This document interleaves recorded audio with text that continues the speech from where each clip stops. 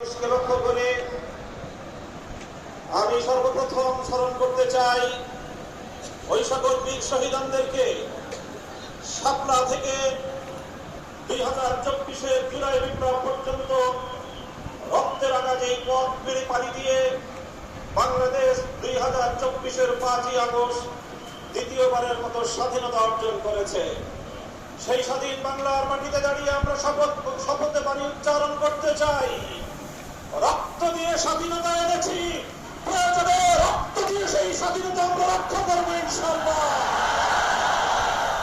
স্বাধীন বাংলার মাটিতে দাঁড়িয়ে আমরা বলতে চাই, নারী সংস্কারের নামে আল্লাহর কোরআনকে, ইসলামকে যে কটাক্ষ করা হয়েছে, ধর্মীয় উত্তরাধিকার বিধান, পারিবারিক বিধানকে নারী পুরুষের মধ্যে বৈষম্যের প্রধান কারণ বলে আখ্যায়িত নারী বিষয়ক কমিশন এদেশের সংখ্যাগরিষ্ঠ মানুষের ধর্মীয় অনুভূতিতে আঘাত প্রদান করেছে। ধর্মীয় অনুভূতিতে আঘাত প্রদান করবার অপরাধে তাদের বিরুদ্ধে আমরা রাষ্ট্রের শাস্তিমূলক ব্যবস্থা দেখতে চাই। হেফাজতে ইসলাম বাংলাদেশ বলতে চায়, এই তথাকথিত পশ্চিমা ধ্যান ধারায় বিশ্বাসী বিতর্কিত নারীবাদীদের আদর্শ এবং দর্শন নয়, বরং হেফাজতে ইসলাম বাংলাদেশ ইসলাম প্রদত্ত আল্লাহর ঘোষিত নারীর ন্যায্য অধিকারে বিশ্বাসী। ইনশাআল্লাহ হেফাজতের সংগ্রামী মহাসচিব কর্মসূচি ঘোষণা করবেন। সারা বাংলাদেশ জুড়ে হেফাজতের নেতা কর্মীদেরকে আগামী মাসগুলোতে গোটা বাংলাদেশ জুড়ে নারীর ন্যায্য অধিকার আদায়ের জন্য মাঠে নামতে হবে। আমরা পরিষ্কার ভাষায় বলি, বাংলাদেশের স্বাধীনতার 53 বছরের মাথায় এসে সংবিধান সহ রাষ্ট্রের ব্যাপক সংস্কার কার্যক্রম শুরু হয়েছে। এই সংস্কার কার্যক্রম চলাকালীন সময়ে বহুত্ববাদের মতো বিতর্কিত একত্ববাদ বিরোধী কোন কনসেপ্ট বাংলার মানুষ গ্রহণ করবে না।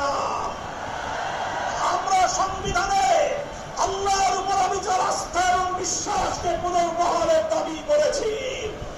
এই দাবি বাস্তবায়নের জন্য আগামী দিনে হেফাজতে ইসলাম বাংলাদেশ কঠোর কোন সিদ্ধান্ত নিতে হবে, হেফাজত সেই সিদ্ধান্ত নেবে ইনশাআল্লাহ। আমরা পরিষ্কার ভাষায় প্রত্যাহার করেন, কিন্তু কেন যেন মনে হচ্ছে আমাদের সোজা আঙ্গুলে বুঝি কি উঠবে না। প্রফেসর ডক্টর ইউনূস সাহেব, আপনি কি সে কথা ভুলে গিয়েছেন? এই সেদিনও আদালতের পাড়ায় আপনি আমাদের সঙ্গে পাড়ায় পাড়ায় ঘুরতেন, আদালতের অলিতে গলিতে ঘুরতেন।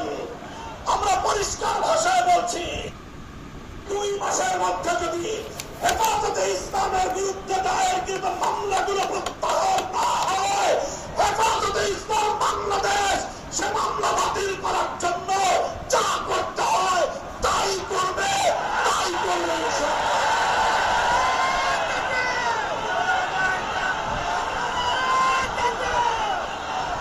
আমরা পরিষ্কার ভাষায় বলছি, জঙ্গি নাটকের মামলা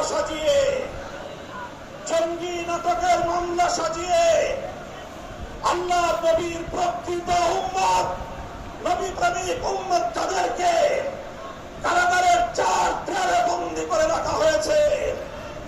যারা নবীর দুশমনদের বিপক্ষে পদক্ষেপ নিয়েছে তারা গোটা উম্মতের কাছে হিরো, তারা গোটা উম্মতের হৃদয়ের মণি, চোখের মণি, হৃদয়ের প্রশান্তি। সেই সকল কারাবন্দী মজলুম নবী প্রেমিকদেরকে অবিলম্বে মুক্তি প্রদান করতে হবে। আমরা বলছি, আমরা ফিলিস্তিন ইস্যুতে গাজাবাসীর পক্ষে জায়নবাদী ইসরায়েলের আগ্রাসন এবং গণহত্যার বিরুদ্ধে গোটা বিশ্ববাসীর সঙ্গে আমরা সহমত।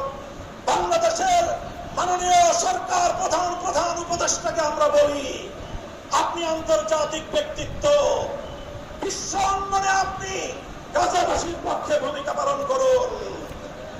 সারা দুনিয়ার মানুষ গাজাবাসীর পক্ষে দাঁড়িয়েছে।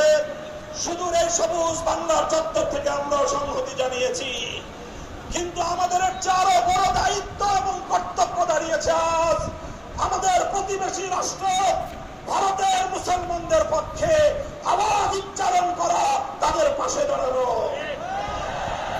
মুসলমানদের নিপীড়িত জনপদ রক্তস্নাত ভূস্বর্গ কাশ্মীরকে আজ ঘুষপথের কষাই একটি নরকে পরিণত করেছে।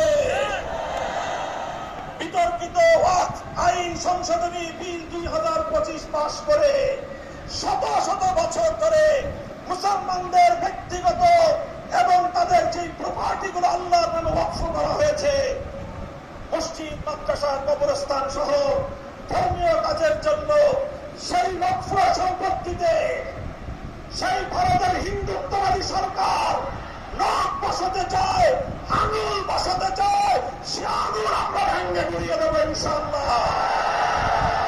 আজ হেফাজতের এই গণসমুদ্র থেকে আমি ভারতের নিপীড়িত, নির্যাতিত মজলুম মুসলমানদেরকে আহ্বান জানিয়ে তাদেরকে আমরা আশ্বস্ত করতে চাই, ভারত জুড়ে তোমরা নরেন্দ্র মোদীর বিরুদ্ধে আন্দোলন করে তোলো।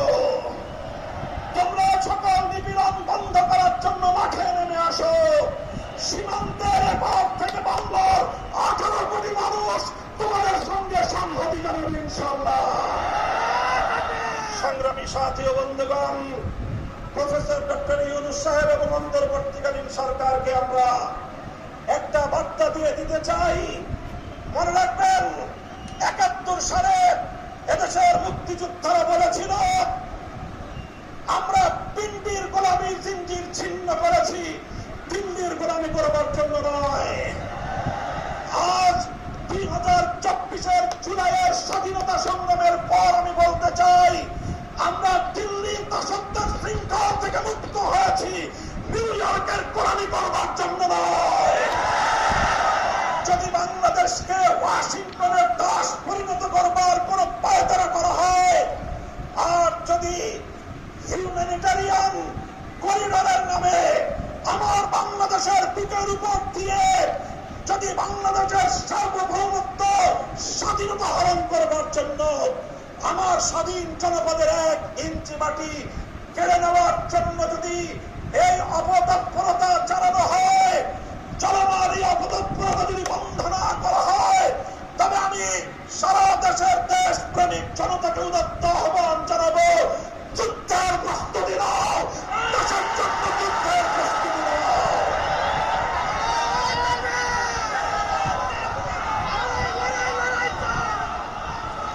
আমরা আমার দেশের প্রতি ইঞ্চি মাটি আমার চাই নামাজের মাটি।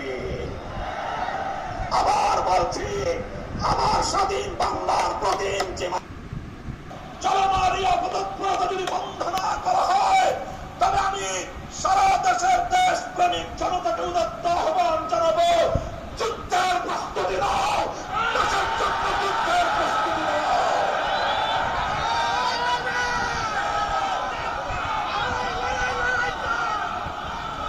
আমরা আমার দেশের প্রতি ইঞ্চি মাটি আমার চাই নামাজের মাটি।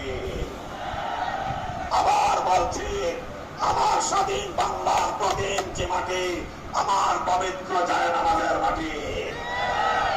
দিল্লি বা ওয়াশিংটন কিংবা মস্কো যারা এ মাটির দিকে চোখ তুলে তাকাবে, আমরা তাদের বিরুদ্ধে পালক হয়ে মাঠে নামবো ইনশাআল্লাহ। সংগ্রামী সাথী ও বন্ধুগণ, ফ্যাসিবাদী আওয়ামী লীগকে সন্ত্রাসী সংগঠন হিসেবে ঘোষণা করবার যে দাবি জানানো হয়েছে, মনে করবেন না এটা আমাদের দুর্বল কোন দাবি। আমরা 2013 সালে ফ্যাসিবাদী আওয়ামী লীগের বুলেটের আঘাতে রক্তাক্ত হয়েছি। 2021 সালে আমাদেরকে হত্যা করেছে, বছরের পর বছর বিনা বিচারে আমাদেরকে কারারুদ্ধ করে রেখেছে। সেই সন্ত্রাসী সংগঠন আওয়ামী লীগকে আবার বাংলাদেশের রাজনীতিতে যদি পুনর্বাসন করবার কোন দুঃস্বপ্ন কেউ দেখেন, তাহলে আমরা পরিষ্কার ভাষায় বলে দেই, তার সঙ্গে আমরা আওয়ামী লীগের চেয়ে ভিন্ন কোন আচরণ করব না। হাসিনা গিয়েছে যেই পথে, আওয়ামী লীগের দালালরাও যাবে সেই পথে। কোন রাজনৈতিক দল অথবা সরকারের মধ্যে ঘাটতি মেরে বসে থাকা ফ্যাসিবাদের কোন দোষর যদি বাংলার রাজনীতিতে এই ফ্যাসিবাদী শক্তিকে পুনর্বাসিত করবার পায়ে তারা চালায়, তাদের সঙ্গে আমরা লড়াই করবো ইনশাআল্লাহ।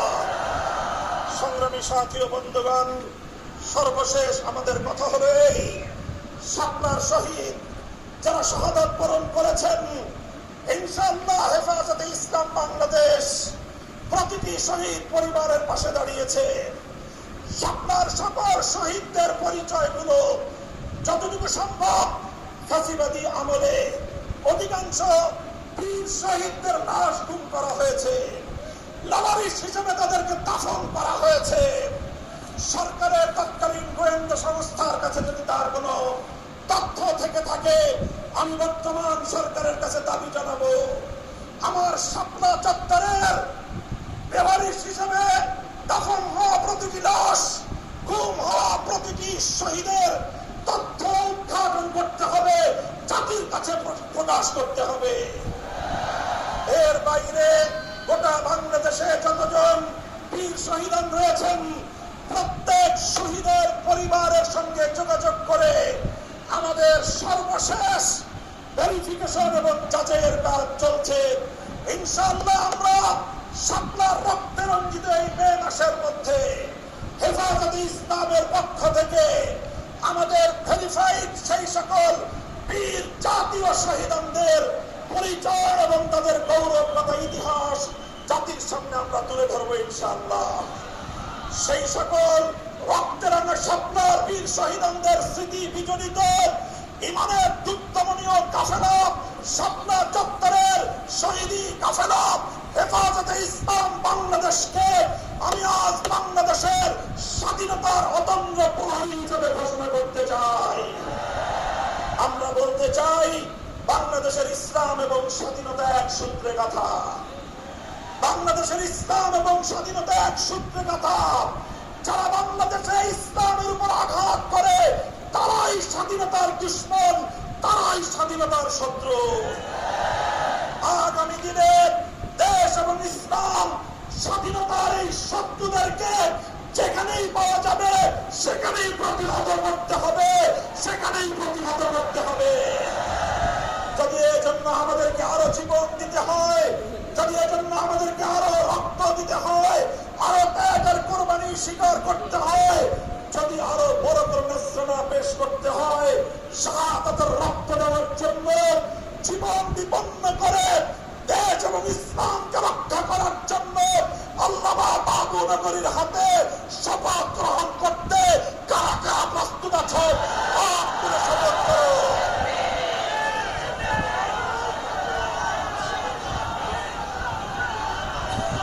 ইনশাআল্লাহ, ইনশাআল্লাহ আমার জায়নামাজের মাটি, বাংলাদেশের প্রতি ইঞ্চি মাটি সংরক্ষিত থাকবে। আমার ভবিষ্যৎ প্রজন্ম এদেশে ঈমান নিয়ে, ইসলাম নিয়ে বাঁচবে ইনশাআল্লাহ। নাসরুম মিনাল্লাহি ওয়া ফাতহুন করিব ওয়া আখিরু দাওয়ানা আলহামদুলিল্লাহি রাব্বিল আলামিন। আসসালামু আলাইকুম ওয়া রাহমাতুল্লাহ। সংগ্রামী সাথী ও বন্ধুগণ, আজকের এই মহাসমাবেশে আমরা শেষ প্রান্তে চলে